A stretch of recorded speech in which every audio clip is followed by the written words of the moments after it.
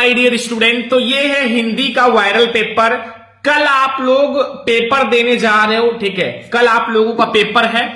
अब आप लोगों को मैं बता दूं, ये जो मैं पेपर दे रहा हूं लास्ट रात को 8 बजे, ठीक है, ये पेपर बहुत ज्यादा वायरल है, ठीक है, बहुत ही ज्यादा वायरल पेपर है।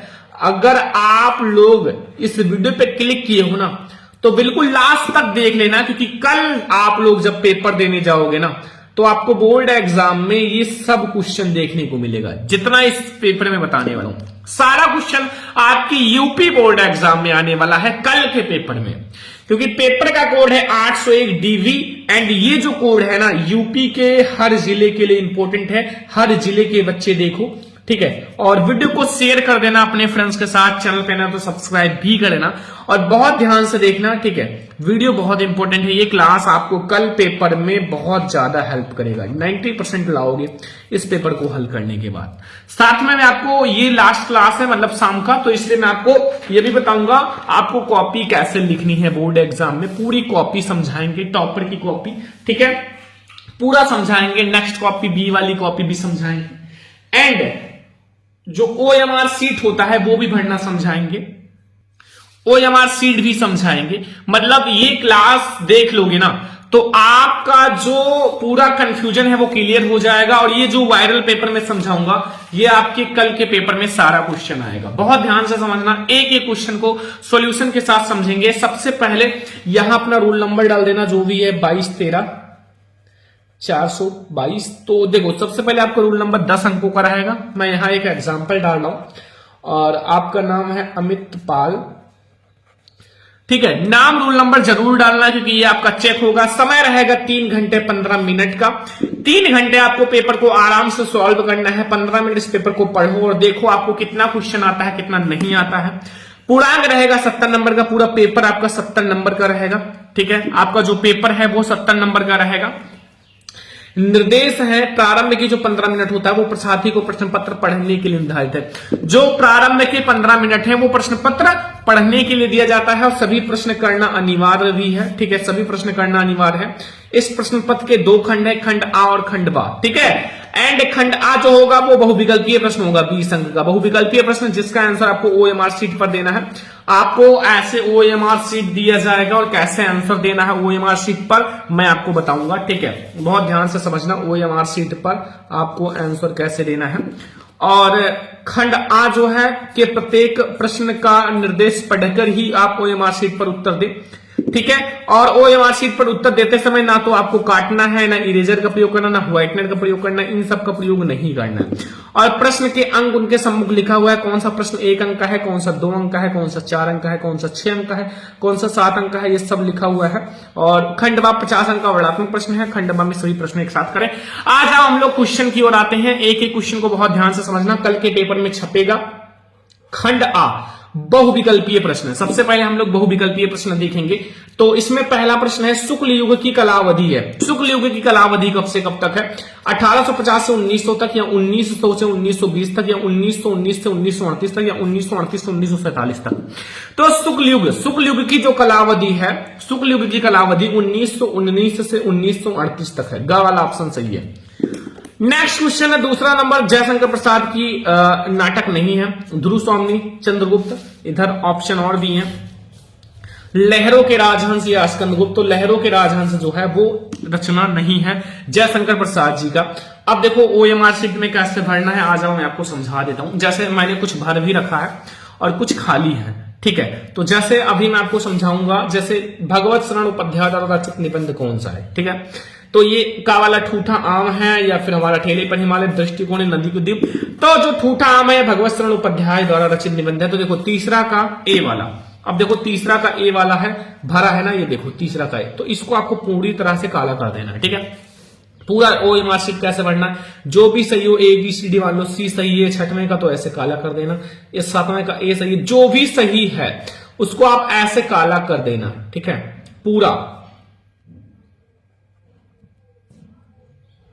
पूरा काला कर देना, जो भी, मतलब हाँ, एक में एक ही करना। अगर ये 2 कर दोगे ना, तो ये आपका गलत हो जाएगा। ध्यान रखना, ये आपको मिस्टेक नहीं करना, गलती नहीं करना है। देखो मैं आपको सारी गलतियां बता देता हूं, ठीक है, ये गलती नहीं करना। 2 करोगे पेंडिंग में चला जाएगा, आपको प्रॉब्लम हो जाएगा, ठीक है। तो कभी भी मिस्टेक मत करना, ओएमआर शीट भरते समय एक एक ही आप काला करना, तो ये गलती मत करना, इससे आपको बहुत ज्यादा प्रॉब्लम हो सकता है, ठीक है। तो ऐसे आप ओएमआर शीट भर देना, यहां अपना पेपर का कोड डाल देना जो भी है, HF, यहां अपना साइन कर लेना। नीचे आप जो भी सही है, जिसका मान लो चौथे का हमारा कौन सा सही है, बी वाला ऑप्शन सही है, 5वें का ए वाला, 6वें का सी, 7वें का बी, 8वें का ए, तो ऐसे आप लिख लेना 20 सी डी बी ए सी डी बी सी ए, ऐसे जो भी ऑप्शन सही है मैं एग्जांपल के रूप में लिख देता हूं, ठीक है। ऐसे आप लिख लेना, यहां अपना साइन कर लेना और यहां अपना पेपर कोड डाल देना। अब आलेखन और चित्रकला, जब आप आलेखन करना तो आलेखन को, चित्रकला करना तो चित्रकला को, जब आप लोग चित्रकला वाले पेपर में, ठीक है।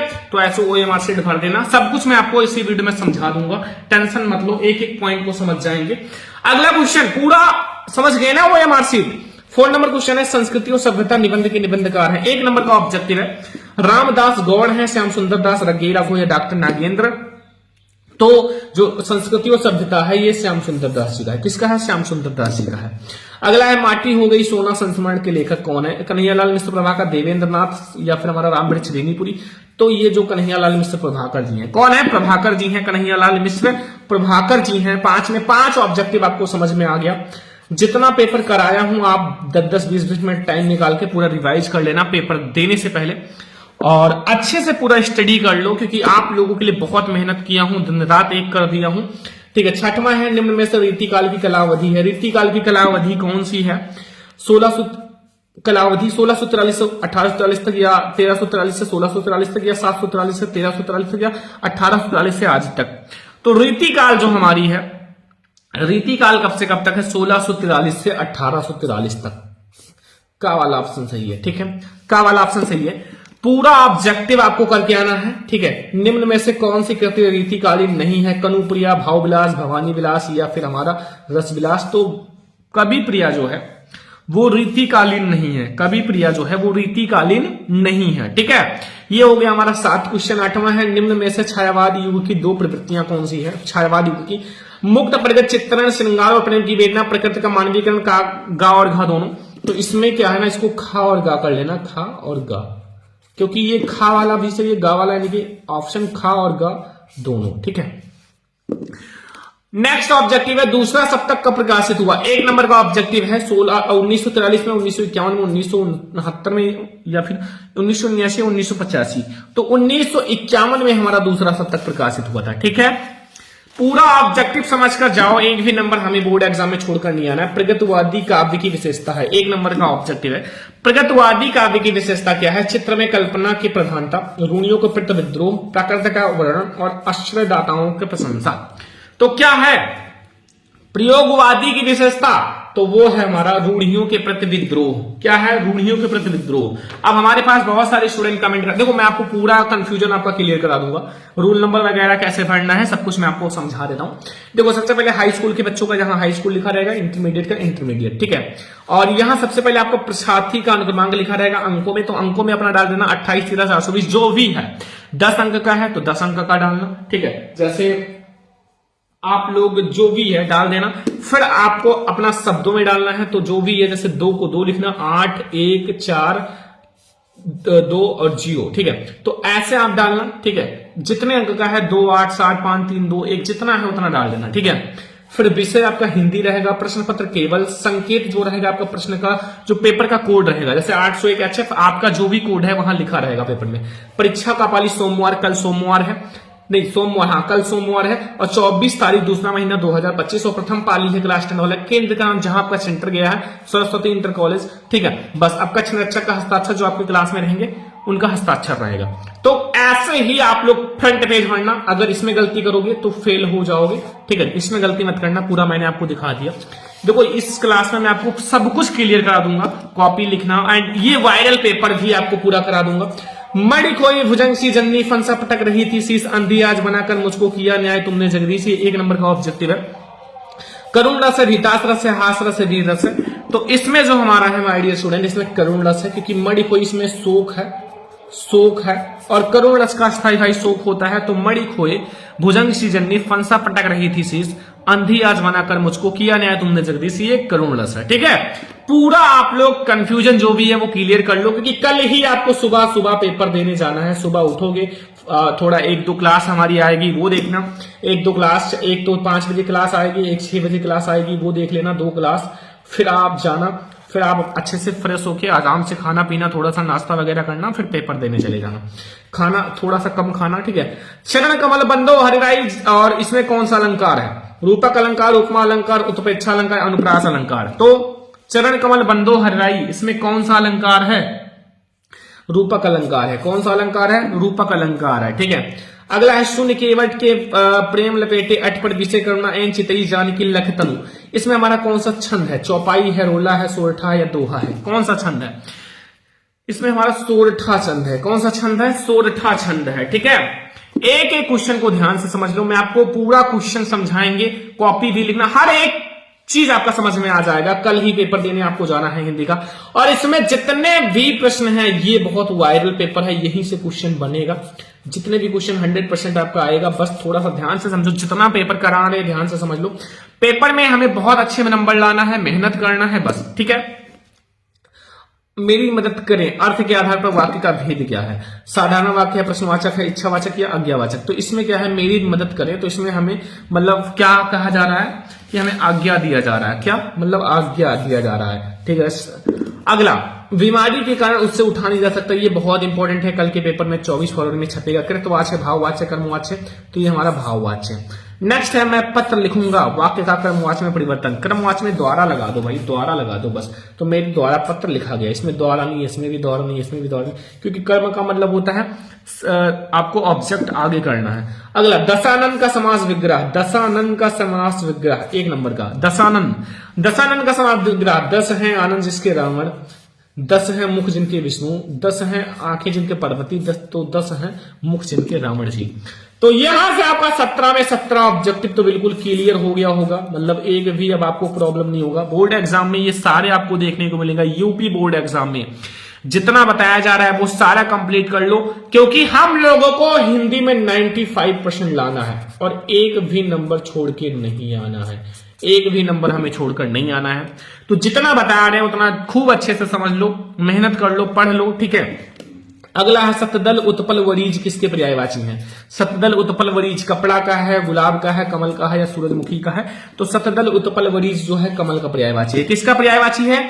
कमल का पर्यायवाची है। याद रखना, कमल का पर्यायवाची है सतदल उत्पल वरीज। खेत का तत्सम रूप होगा, ये भी 1 नंबर का। खेत भूमि होगा, जमीन होगा, क्षेत्र होगा, तो क्षेत्र जो है वो खेत का तत्सम रूप है, खेत का। नेक्स्ट है तेसाम में विभक्ति और वचन। तेसाम 1 नंबर का है। पंचमी विभक्ति द्विवचन, सप्तमी विभक्ति हमारा एक वचन, षष्ठी विभक्ति बहुवचन या चतुर्थी विभक्ति एक वचन। तो तेसाम में जो है वो हमारा कौन सा है? तेसाम में हमारा है षष्ठी विभक्ति बहुवचन, षष्ठी विभक्ति बहुवचन। तो यहां तक आप लोगों का एक एक लाइन क्लियर हो गया होगा, और ये ऑब्जेक्टिव 20 में 20 आपके कल के पेपर में छपेगा। कल के पेपर में छपेगा, बस आप पढ़ लो, जितना पढ़ा रहे हैं पढ़ लो, बस जाओ और छाप के चले आना। ठीक है, समझ में आ गया ना? अब आ जाओ खंडबा। खंडबा, खंडबा वर्णात्मक प्रश्न। वर्णात्मक प्रश्न देखो, इसमें है पहला, निम्नलिखित गद्यांश पर आधारित प्रश्न का उत्तर लिखो। 6 नंबर का, 6 नंबर का है। देखो, इसमें है कुसंग का जो सबसे भयानक होता है, यह केवल नीति और सद्वृद्धि का ही नाश नहीं करता बल्कि बुद्धि का विषय करता है। बस इतना ही अंडरलाइन है। किसी युवा पुरुष की संगति, ये आपके कल के पेपर में आएगा, बहुत बार मैंने पढ़ा रखा है। बुरी होगी तो वह उसके पैरों में बनी चक्की के समान होगी, दिन बने औरत के गड्ढे में गिराती जाएगी। यदि अच्छी होगी तो सहारा देने वाले बाहु के समान होगी, जो उसे निरंतर उन्नति की ओर उठाती जाएगी। 100% यूपी बोर्ड एग्जाम में आएगा, बस तैयार कर लो। प्रस्तुत गद्य का पाठ और लेखक का नाम लिखो, रेखांकित अंश की व्याख्या करो, अच्छी संगत से होने वाले लाभों का वर्णन करो। ये 3 क्वेश्चन आप करोगे, एक क्वेश्चन का 2 नंबर मिलेगा, 2 क्वेश्चन करोगे 4 नंबर, और 3 क्वेश्चन करोगे 6 नंबर। तो एक एक का हम लोग अच्छे से सॉल्यूशन समझ लेते हैं माय डियर स्टूडेंट, पूरा सॉल्यूशन समझ लेते हैं। ठीक है, पूरा सॉल्यूशन देखो। संदर्भ में क्या है? सबसे पहले अभी मैं आपको बताऊंगा कॉपी कैसे लिखना। संदर्भ, प्रस्तुत गद्यावतरण आचार्य रामचंद्र शुक्ल द्वारा लिखित एवं हमारी पाठ्यपुस्तक हिंदी के गद्य खंड में संकलित मित्रता नामक पाठ से लिया गया है। रेखांकित अंश की व्याख्या समझ लो। रेखांकित अंश की व्याख्या, शुक्ल जी कहते हैं कि संगति जो होता है, बुरी संगति घातक बुखार के समान हानिकारक होता है। बुरी संगति क्या होता है? घातक बुखार के समान हानिकारक होता है। जिस तरह कोई व्यक्ति यदि भयानक ज्वर से ग्रसित हो तो वह उसके ज्वर जो है वह शरीर और स्वास्थ्य को नष्ट कर देता है, कभी कभी प्राण भी ले लेता है। उसी प्रकार बुरी संगत हमारी नैतिकता, सदाचार, मन, बुद्धि को भी नष्ट कर देता है। तो यहां आपको सबसे पहले संदर्भ का 2 नंबर मिल जाएगा, फिर इसका 2 नंबर मिल जाएगा। फिर आप लोगों को एक क्वेश्चन दिया जाएगा, अच्छी संगत से होने वाले अच्छी संगति जो होता है सहारा देने वाले वाहक के समान होती है, जो व्यक्ति को जीवन रक्षक और उन्नति की ओर ले जाती है। 2 नंबर ये। तो अगर ये आपके बोर्ड एग्जाम में कल छपेगा, और जैसा मैंने बताया कल तो छपेगा ही, ठीक है, तो जैसा मैंने बताया है ये तैयार कर लो। एक तो आपको संदर्भ तैयार करना, फिर रेखांकित अंश की व्याख्या, फिर ये तीसरा क्वेश्चन। 2-2 नंबर आपको तीनों का मिल जाएगा, 6 नंबर आपका क्लियर हो जाएगा। अब आ जाओ, मैं आपको बोर्ड एग्जाम की कॉपी में समझा देता हूं कैसे लिखा जाता है। देखो, हम आपको थोड़ा सा जूम करके समझाएंगे। देखो, सबसे पहले आप एक तरफ तो अंडरलाइन कर लेना अच्छे से, थोड़ा सा समझ लो। फिर आपको यहां हमारा वर्णनात्मक प्रश्न है, तो वर्णनात्मक प्रश्न डाल देना। वर्णनात्मक प्रश्न, ये है हमारा वर्णनात्मक प्रश्न। ब्रैकेट में खंडवा भी डाल देना, हमारा खंडवा है, खंडवा ऐसे डालोगे ना। फिर आप लोग डालना प्रश्नोत्तर संख्या,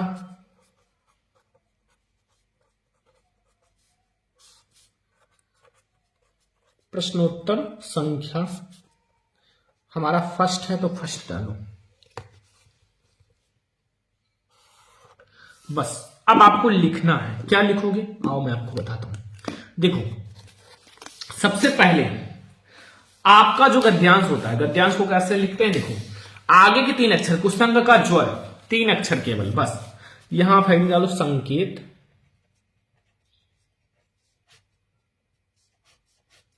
फिर यहां लिखो कुसंग का ज्वर, कुसंग का ज्वर, ठीक है। फिर dot dot dot dot dot dot आपको करना है, ठीक है। फिर पीछे के 3 अक्षर, पीछे का 3 अक्षर ले लो, की ओर उठाती जाएगी, और उठाती जाएगी, ये बहुत ज्यादा जरूरी होता है, और उठाती जाएगी। तो ऐसे आपको मतलब डैश डैश कर लेना है, ठीक है। अब आपको यहां डालना है संदर्भ हेडिंग, संदर्भ सबसे पहला हेडिंग, संदर्भ, संदर्भ, और फिर आप लोगों को यहां अंडरलाइन करके डायरेक्टली संदर्भ लिखना शुरू कर देना है, ठीक है, हो जाएगा। तो ये हमारा हो गया, पूरा कॉपी भी समझा दिया कैसे लिखना, संदर्भ लिखो, फिर रेखांकित अंश की व्याख्या, ऐसे पूरा समझ लो, ठीक है, कुछ भी नहीं है। तो अब हम लोग, अगर ये नहीं आता तो दूसरा कर सकते हो। अश्वारोही पास आया, ममता ने रुक रुक कर कहा, मैं नहीं जानती कि वो शहंशाह था या साधारण मुगल। एक दिन इसी झोपड़ी में नीचे रहा है, मैंने सुना था कि वह मेरा घर बनवाने की आज्ञा दे चुका है, बस इतना अंडरलाइन है। और मैं आजीवन अपनी झोपड़ी के खोदे जाने के डर से भयभीत रही, और भगवान ने सुन लिया कि मैं आज इसे छोड़ी जाती हूँ। तुम इसका मकान बनाओ या महल, मैं अपने चिर विश्राम के लिए गृह में जा रही हूं। मतलब उनकी मृत्यु होने वाली थी। 3 क्वेश्चन इसमें भी है, प्रस्तुत गद्यांश का संदर्भ लिखो, रेखांकित अंश की व्याख्या, शहंशाह शब्द किसके लिए प्रयोग किया गया है। 1 क्वेश्चन करोगे आपको 2 नंबर मिल जाएगा, 2 क्वेश्चन करोगे 4 नंबर, 3 क्वेश्चन करोगे 6 नंबर, 6 में 6 नंबर। ये आप लोग कर लो जल्दी से, अभी बहुत टाइम है। एक तो मैंने आपको सोल्यूशन करा दिया। अब ये वाला तो 100% छपा हुआ है कल के पेपर में, कल पेपर में 100% छपा हुआ है, क्योंकि ये बहुत इंपॉर्टेंट है। देखिए पद्यांश को हल करो। बढ़त बढ़त संपत्ति सलिल मनुष्य रोज बढ़ जाए, घटत घटत सोना फिर घटे वर्ष अमूल को मिलाए। प्रस्तुत दोहे का संदर्भ लिखो, रेखांकित अंश की व्याख्या करो। कमल का उदाहरण देते हुए कवि ने क्या स्पष्ट किया है। देखो, 1 क्वेश्चन का आपको 2 नंबर मिलेगा, 2 क्वेश्चन करोगे 4 नंबर, 3 का 6 नंबर। अब इसमें आपको तीनों करना है, क्योंकि एक भी क्वेश्चन छोड़ना नहीं है। संदर्भ, प्रस्तुत दोहा कवि और बिहारी लाल रचित बिहारी सप्तशती से हमारी पाठ्य पुस्तक हिंदी के काव्यखंड में संकलित भक्ति शीर्षक से उद्गृहित है। भक्ति शीर्षक से लिया गया है, याद रखना। और प्रसंग जो है वो है, प्रस्तुत दोहे में कवि ने धन के बढ़ने पर मन पर पड़ने वाले प्रभाव का वर्णन किया है। ये आपको प्रसंग भी लिखना है, संदर्भ भी लिखना है, ठीक है। जब आपके पास धन बढ़ जाए तो मन पर क्या प्रभाव पड़ता है उसका वर्णन किया गया है। व्याख्या, कवि का कथन है कि धन रूपी जल के बढ़ जाने के साथ साथ मन रूपी कमल भी बढ़ता चला जाता है, किंतु धन रूपी जल के घटने के साथ साथ मन रूपी कमल नहीं घटता, अपितु समूल नष्ट हो जाता है। अर्थात धन के बढ़ जाने पर मन की इच्छाएं भी बढ़ जाती हैं, परंतु धन के घट जाने पर मन की इच्छाएं नहीं घटती। तब परिणाम यह होता है कि मनुष्य यह सह नहीं पाता और दुख के मरे हुए के समान हो जाता है। ये कल के पेपर में छपा है, कल पेपर में ये 100% आएगा। बस जाओ, तैयार करो, छापो, बोर्ड एग्जाम में बहुत इंपॉर्टेंट है। ठीक है, तो अब आ जाओ, अगर तीसरा क्वेश्चन है कमल का उदाहरण देते हुए कवि, इसको कवि ने यहां स्पष्ट किया है कि धन के बढ़ने पर मन को नियंत्रित करना चाहिए, अन्यथा धन न रहने पर बहुत कष्ट होता है। धन धन धंधा भी वही धन धंधा। ठीक है, तो ये हो गया हमारा पूरा गद्यांश और पद्यांश। अगर नहीं आता तो और एक और पद्यांश का ऑप्शन होता है, सच्चा प्रेम वही है तृप्ति आत्मबल पर हूं निर्भर, त्याग वना निष्प्राण प्रेम है, करो प्रेम पर प्राण निछावर, देश प्रेम वह पुण्य क्षेत्र है, अमल असीम त्याग से विलसित, और आत्मा के विकास से जिसमें मनुष्यता होती है विकसित। तो ये भी 6 नंबर मिलेगा। इसका आपको संदर्भ लिखना है, हिंदी व्याख्या करना है, काव्य सौंदर्य लिखोगे 2 नंबर मिल जाएगा। उपयुक्त पद्यांश में कवि द्वारा किस पर प्रकाश डाला गया, अलम और इसका शब्द का अर्थ बताना है। तो ये भी अगर आप करोगे तो आपको मिल जाएगा 6 नंबर। ठीक है, समझ में आ गया ना? तो आई होप आपको बहुत अच्छे से समझ में आ गया होगा। अब आओ हम लोग देखते हैं संस्कृत का गद्यांश पद्यांश। अब हम लोग देखते हैं संस्कृत का गद्यांश पद्यांश। ठीक है, ये भी आपको 5 नंबर देखा जाएगा और ये कल के पेपर में छपेगा। कल पेपर जो है उसमें छपेगा, क्योंकि वाराणसी चैप्टर बहुत ही ज्यादा इंपॉर्टेंट है। वाराणसी चैप्टर, ठीक है, मैंने बहुत बार पढ़ा दिया है वाराणसी को। तो निम्नलिखित संस्कृत गद्यांश के किसी एक का संदर्भ लिखो, हिंदी में व्याख्या करो, अनुवाद करो। लिखा हुआ ऐसा वाराणसी सुविख्याता प्राचीन नगरी। मैं आपको साथ में हिंदी व्याख्या भी बताते चलता हूं, क्योंकि ये आपको साथ में समझाएंगे तो शायद बहुत अच्छे से समझ में आएगा। तो थोड़ा सा मैं आपको हिंदी व्याख्या भी समझाऊंगा। ठीक है, बहुत अच्छे से समझोगे, टेंशन मत लो। वाराणसी जो है वो सुविख्याता प्राचीन नगरी, मतलब वाराणसी जो है सुविख्यात मतलब बहुत प्रसिद्ध, प्राचीन मतलब पुरानी, नगरी मतलब नगर है, एवं विमल गंगा कूल स्थित। यह जो है गंगा के किनारे स्वच्छ जल की तरंगों से युक्त गंगा के किनारे स्थित है। अस्या घटनायाम मोलह करती पंक्ति धौलायाम बहु चंद्रकाय बहुराजते। इसके घाटों की घुमावदार पंक्ति श्वेत चांदनी में बहुत सुंदर लगती है। बहु राजते मतलब बहुत सुंदर लगती है। आग्रता पर्यटका मतलब बहुत सारे पर्यटक, बहुत सारे जो यात्री हैं, बहुत सारे असंख्य जो यात्री हैं, सुरभ्यम देशभ्यम अत्र आयन्ति, दूर दूर देशों से यहाँ आते रहते हैं, दिन प्रतिदिन आते रहते हैं। अस्या घटनाम चाह शोभम विलोकम एवं बहु प्रसन्नति, और इसके घाटों की शोभा देखकर बहुत प्रशंसा करते हैं। तो मैंने आपको व्याख्या कर दिया और संदर्भ वाराणसी पाठ बता दिया। अब बताओ कोई दिक्कत, कोई टेंशन? हो गया ना चैप्टर। अगला देखो, अगर नहीं आता तो ये भी मैं आपको व्याख्या बता के चलता हूं। ठीक है, दोनों को समझ लो। तस्या तम वात्या सुत्व ग्रामीण चतुर ग्रामीण आकथत, कहने का मतलब है कि जो मतलब उसकी बात सुनकर उस ग्रामीण चतुर ने, जो ग्रामीण है, ग्रामीण चतुर ग्रामीण ने अख्यतत मतलब कहा, वो यम आशिक्षिता भवाम वह शिक्षिता, मतलब कहने का मतलब है कि भाई हम अशिक्षित हैं और आप शिक्षित हो, मतलब वयम अशिक्षिता, हम अशिक्षित हैं और आप शिक्षित हो। वयम अल्पज्ञा भवाम बहुत इतन असल समय कर्तव्य वयम परंपरा पहली प्रछम, कहने का मतलब है कि हम कम जानकार हैं और आप अधिक जानकार हो, यही जानकर हमें शर्त रखनी चाहिए। ठीक है, शर्त रखनी चाहिए और हम आपसे पहली पूछेंगे। यद भवाम उत्तरम समर्थम भविष्य तदा भवाम दर्शित्य, कहने का मतलब है कि यदि आप उत्तर देने में समर्थ होंगे तो आप 10 रुपए का आधा रुपया मुझे देंगे। ठीक है, हमें देंगे।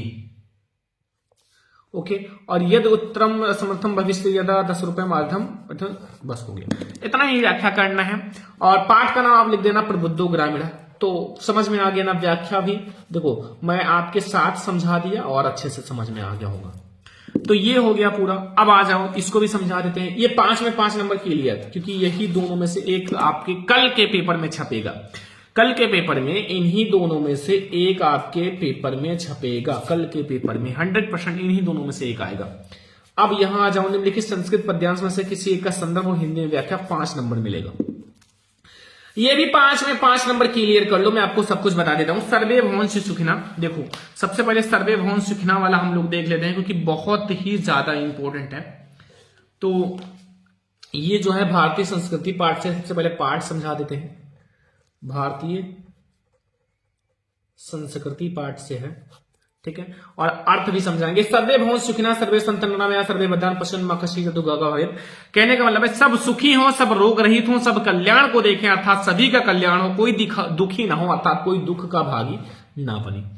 अनुवाद डाल के आप लिख देना, सब सुखी हो, सब रोग रहित हो, कोई भी दुखी ना हो, अर्थात कोई भी दुख का भागी ना बने। संदर्भ में आप पाठ का नाम लिख देना भारतीय संस्कृति, ठीक है। और कुछ भी नहीं है, प्रश्नोत्तर संख्या 4 है। आप ऐसे लेना पेज, जो भी आपका कॉपी रहेगा बोर्ड एग्जाम में सेम ऐसे कॉपी रहेगा, मुझे बोर्ड एग्जाम ने खुद दिया है, तो बताया है कि स्टूडेंट को बता दो, ऐसे रहेगा। आपका कौन सा है, 4 नंबर है, तो यहां डालना प्रश्नोत्तर संख्या 4।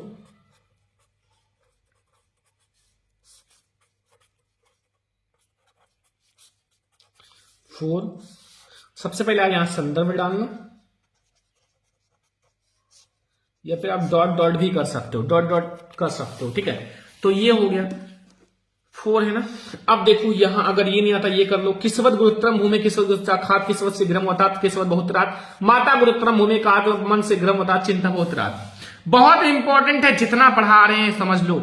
अब ये समझ लो, ये वाला लिखा है किसवत गुरुत्रम भूमि, भूमि से महान कौन है, किसवत शाखात, और जो मतलब आकाश से ऊंचा कौन है, और किसवत शीघ्रम अवतात, और वायु से अधिक शीघ्रगामी कौन है, और बहुतरात, और तिनके सभी अधिक दुर्बल क्या है।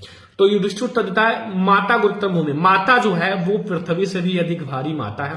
खाप यानी कि आकाश से भी अधिक पिता है। मन शीघ्रम होता है, और मन जो है वो वायु से भी अधिक शीघ्रगामी है। चिंता होता है, और तिनके से भी अधिक दुर्बल चिंता है। चिंता अगर करोगे तो आप तिनके से भी अधिक दुर्बल हो जाओगे। तो ये दोनों मैं आपको समझा दिया। अगर कल के पेपर में एक कोई आएगा तो वो 100% करके आना। व्याख्या भी समझा दिया, पाठ का नाम भी बता देते हैं। ये वाला पाठ का नाम किससे है, ये वाला पाठ है जीवन सूत्राणी, जीवन सूत्राणी, ठीक है, हो गया। अब तो कोई टेंशन नहीं है। अगला अब आ जाओ बच्चों, जो है हमारा मतलब निम्नलिखित में स्वपठित खंडकाव्य आपको करना है, जो कि 3 नंबर। देखो बहुत सारे बच्चे कहते हैं सर मुझे खंडकाव्य कौन सा करना है, तो आज मैं आपका कंफ्यूजन क्लियर करा देता हूं। देखो आप अपना क्वेश्चन बैंक उठाओ, जल्दी उठाओ, इसी टाइम उठाओ, ठीक है, इसी टाइम। अब देखो क्या मुक्ति दूत जो है खंडकाव्य वो कहां कहां आता है। मुक्ति दूत बस्ती जिला, आगरा जिला, गाजीपुर, फतेहपुर, बाराबंकी, उन्नाव आदि में हमारा मुक्ति दूत आता है। आ जाओ और दिखाते हैं आप लोगों को। हर एक जिले का नाम लिखा है, कहां कौन सा खंडकाव्य आता है, ठीक है, कहां कौन सा खंडकाव्य आता है। अब आपको कोई दिक्कत नहीं होगा, कोई दिक्कत नहीं होगा ना, कि अभी भी दिक्कत है। ये देख लो मेवाड़ मुकुट कहां कहां आता है। मेवाड़ मुकुट आता है बुलंदशहर, देवरिया, बरेली, सीतापुर, सुल्तानपुर, बहराइच आदि, ठीक है। तो जहां भी जिस भी जिले से हो आप देख लो किस जिले में आपका आता है, ठीक है। आप अभी अपने मतलब उठा लो और उसमें देख लो, ठीक है। समझ में आ गया, जैसे मैं आप लोगों को पूरा दिखा दिया ना, समझ में आ गया ना। आप ऐसे आप अपने जिले का देख लो, अभी देख लो, मैं आपको पूरा कंफ्यूजन आपका क्लियर करा दूंगा इस वीडियो में, ठीक है। आपको कोई सा भी टेंशन नहीं लेना है। जैसे हम गोंडा जिले से हैं तो यहाँ ज्योति जवाहर आता है, तो देख सकते हो।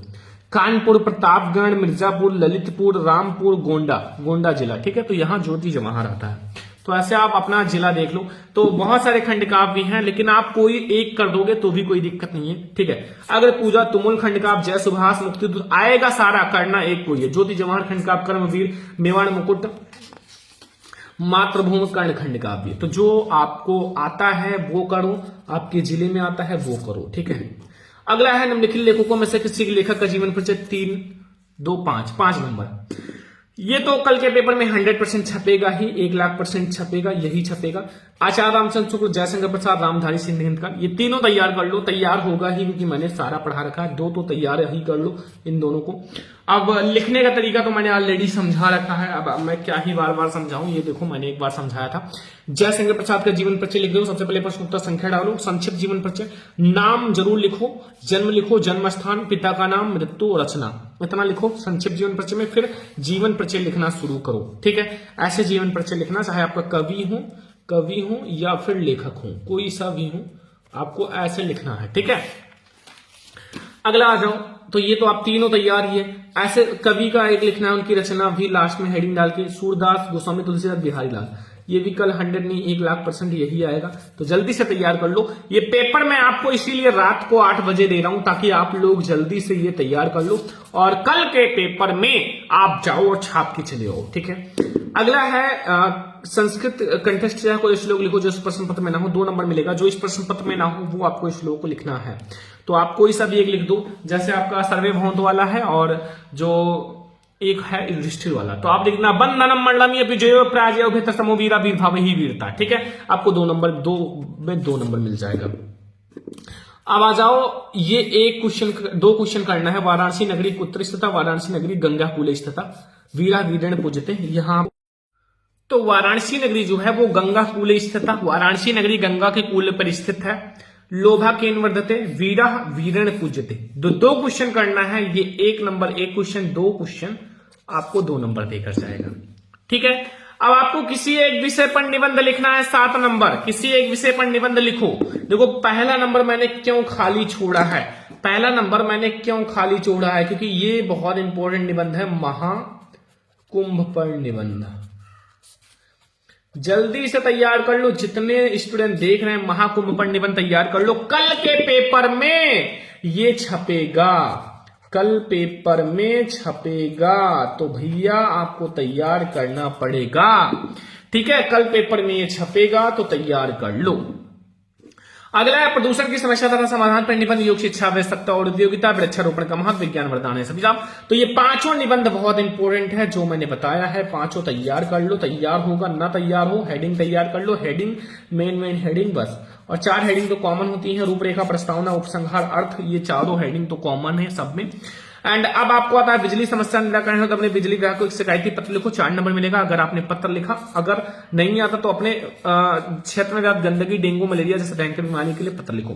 तो ये भी 5 दोनों में से कोई एक करोगे, 4 नंबर मिल जाएगा। ठीक है, तो ये है पूरा हमारा आज का 70 नंबर का वायरल पेपर। अब आप ये पेपर देख कर जाओ, और भी जो पेपर मैंने बताया वो भी देख लो। कल पेपर में जाओ, 70 में 70 नंबर करके आओ, कल पेपर में धुआं उड़ा दोगे। आज का ये वीडियो कैसा लगा कमेंट बॉक्स में जरूर बताना। इस वीडियो को ज्यादा से ज्यादा लाइक करना, ज्यादा से ज्यादा शेयर करना, ज्यादा से ज्यादा कमेंट करना, और अगर आपको कोई और प्रॉब्लम है तो कमेंट कर देना। मैं सुबह 4 बजे उठकर आपको क्लास दे दूंगा। देखो मेहनत बहुत कर रहे हैं आप लोगों के लिए, तबीयत सही नहीं है लेकिन फिर भी मैं आपको क्लास दूंगा।